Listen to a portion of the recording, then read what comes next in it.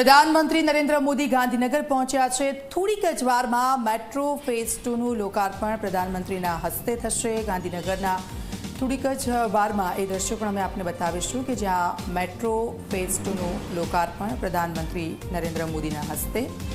આપ જુઓ તેમના કારનો કાફલો ત્યાં પહોંચ્યો છે। પ્રધાનમંત્રીને જોવા માટે લોકો મોટી સંખ્યામાં ત્યાં ઉમટી પડ્યા છે।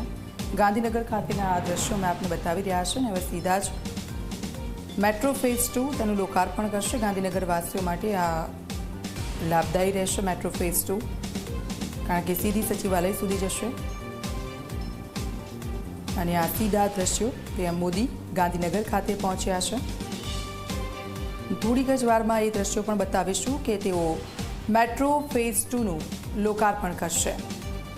મેટ્રો ફેઝ 2 કે એક સપનું જોયું હતું કે ગાંધીનગરમાં મેટ્રો ટ્રેન દોડે અને એ સપનું આખરે પૂરું થયું છે। ગાંધીનગર વાસીઓને આ સૌથી મોટી ભેટ મેટ્રો ફેઝ 2 મળ્યું છે અને પ્રધાનમંત્રી નરેન્દ્ર મોદી ત્યાં પહોંચ્યા છે। સાથે સાથે જે 53 જેટલા સ્ટેશનો છે મેટ્રો રેલ સુવિધા તેને મળી રહેશે।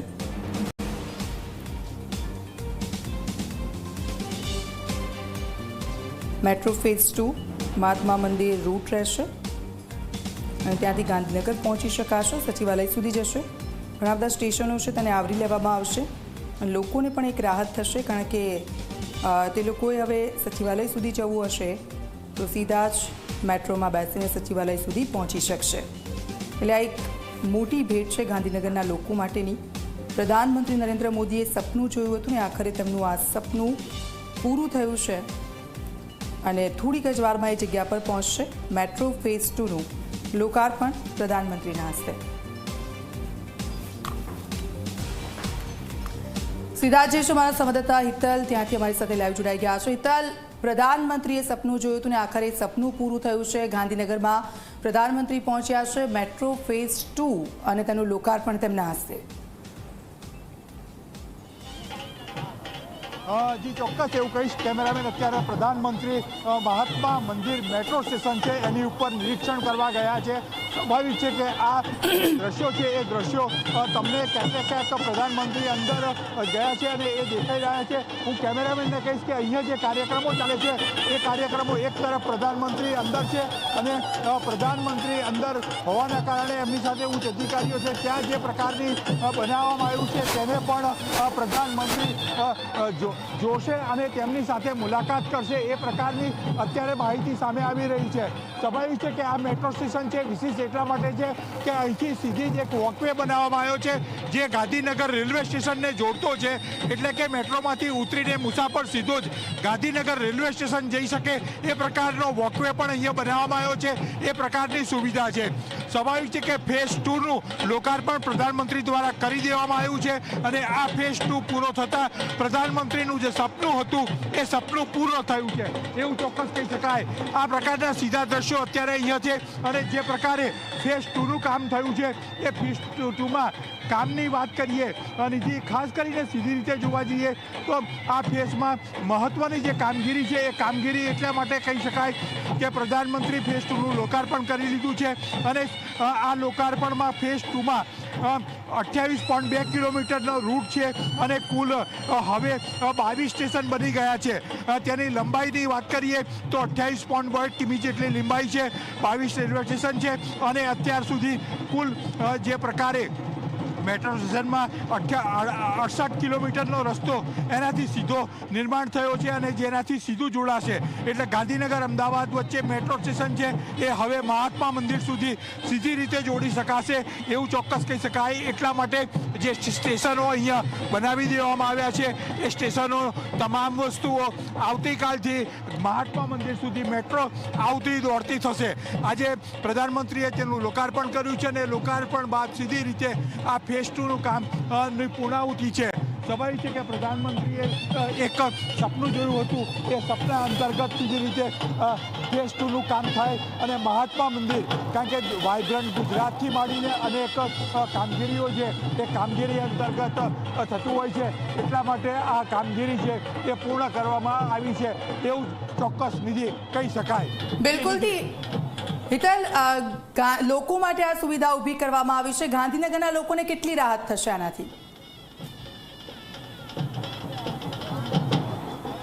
લોકોનો ઉત્સાહ જે છે સ્વાભાવિક છે કે અહીંયા જે પ્રકારની આખા જે તૈયારીઓ કરી હતી એ તૈયારીઓ સીધી રીતે જોઈ શકાય છે, કારણ કે અહીંયા ક્યાંક ને ક્યાંક સીધી રીતે રાસ ગરબાની રમઝટ છે, ડાંગી નૃત્ય કરવામાં આવ્યું છે અને ગુજરાતની તમામ સંસ્કૃતિ છે એ સંસ્કૃતિને જોડવાનો પ્રયત્ન કરવામાં આવ્યો છે.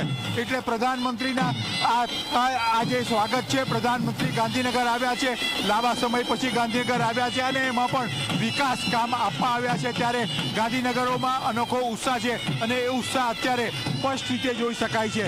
ક્યાંક ને ક્યાંક અહીંયા સ્ટેશન ઉપર પ્રધાનમંત્રી 10 મિનિટ રોકાવાના છે, 10 મિનિટ પછી સીધા જ તેઓ રાજભવન જવા રવાના થશે. આ પ્રકારનો શિડ્યુલ અત્યારે બનેલો છે. જી હિતલ, અમદાવાદ ગાંધીનગર ટ્વિન સિટીનું સપનું આ પ્રધાનમંત્રી મોદીનું હતું, તો આ પ્રોજેક્ટને લઈ અને તેમાં કેટલી સફળતા?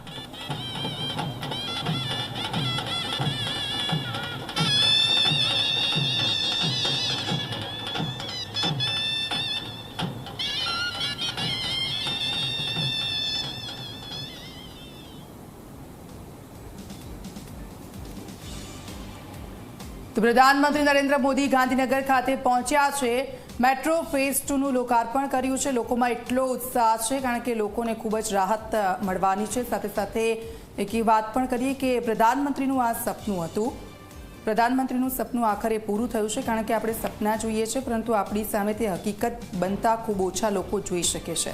પ્રધાનમંત્રીએ આ સપનું જોયું, તેને હકીકત કરીને બતાવ્યું અને આજે ખુશીનો પાર નથી, કારણ કે સ્થાનિકોને તેનો સીધો લાભ મળવાનો છે. મહાત્મા મંદિરથી મેટ્રો ફેઝ 2નું લોકાર્પણ પ્રધાનમંત્રી નરેન્દ્ર મોદી ત્યાં પહોંચ્યા છે અને સીધા તેઓ જશે અહીંયાથી. આપ જુઓ, પ્રધાનમંત્રી નરેન્દ્ર મોદી કે જેમનો કાર્યક્રમ અલગ અલગ રહ્યો છે, સોમનાથ, ત્યારબાદ રાજકોટ અને પછી ગાંધીનગર ખાતે પ્રધાનમંત્રી નરેન્દ્ર મોદી જ્યારે ગુજરાતના મહેમાન બન્યા છે, ત્યારે ઉત્સાહ લોકોમાં હોય એ ખૂબ જરૂરી છે, કારણ કે લોકોને ભેટ જેટલી મળી છે અને જે સુખ સુવિધાઓમાં લોકોને વધારો થયો છે અને આજે ગાંધીનગર વાસીઓમાં એટલો આનંદ છે કારણ કે એક જવા આવવાનો જે રસ્તો છે તેમનો સરળ બન્યો છે. આજે ફેઝ 2નું લોકાર્પણ પ્રધાનમંત્રીએ કર્યું છે, તેની અંદર 22 જેટલા સ્ટેશનો છે તેને આવરી લેવામાં આવ્યા છે અને જે આ એક સુખ સુવિધા લોકો માટે ઊભી કરવામાં આવી છે તેનાથી લોકોને ખૂબ જ ખુશી છે. બનશે જી દીક્ષિતા, લોકોને આર્થિક, માનસિક અને શારીરિક ત્રણેય રીતે સરળતા રહેશે હવે, કારણ કે અમદાવાદ ગાંધીનગરનું જે અંતર છે અને ખાસ કરીને આ મેટ્રો ફેઝ 2નું જે કામ છે તેને લઈ લોકોમાં ઉત્સાહ. પ્રધાનમંત્રી મોદી જે રીતે વતનમાં પધાર્યા છે, આજે તેમનો જે બીજો દિવસ, ત્યારે પીએમ મોદી અત્યારે હાલ ગાંધીનગર પહોંચ્યા છે, તેમનો કાફલો ધીમે ધીમે આગળ વધી રહ્યો છે, તો લોકો પણ તેમને આવકારી રહ્યા છે, કારણ કે વતનમાં આવ્યા છે, અનેક ભેટ લઈને આવ્યા છે, અનેક લોકાર્પણ, અનેક ઉદ્ઘાટન સાથે પ્રધાનમંત્રી મોદીનું આગમન થયું છે. ત્યારે